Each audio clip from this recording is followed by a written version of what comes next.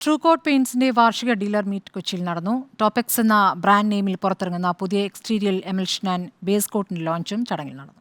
നിറക്കൂട്ട് എന്ന പേരിൽ സംഘടിപ്പിച്ച സംഗമത്തിൽ ചലച്ചിത്ര നടൻ രമേഷ് പിഷാരടി മുഖ്യാതിഥിയായിരുന്നു. ചടങ്ങിൽ ടോപെക്സ് എന്ന ബ്രാൻഡ് നെയിമിൽ പുതിയ exterior emulsion and base coat launch ചെയ്തു.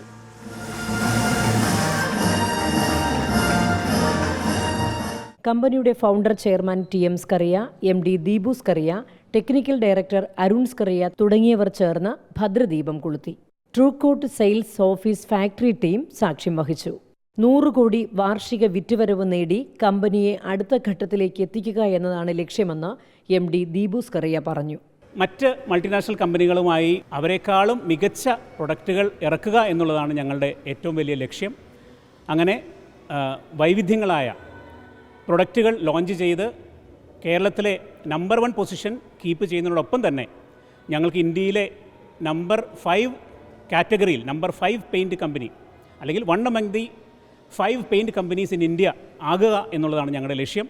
കേരളത്തിൽ നിലവിലെ അതിതീവ്ര കാലാവസ്ഥയ്ക്ക് അനുകൂലമായ പുതിയ എക്സ്റ്റീരിയർ ഇമൽഷൻ ആൻഡ് ബേസ് കോട്ടിന് 7 വർഷം വാറന്റിയുണ്ട്. ട്രൂകോട്ട് പെയിന്റ്സ് ഡീലർമാരും കുടുംബാംഗങ്ങളും സംഗമത്തിൽ പങ്കുചേർന്നു. റിപ്പോർട്ടർ, കൊച്ചി.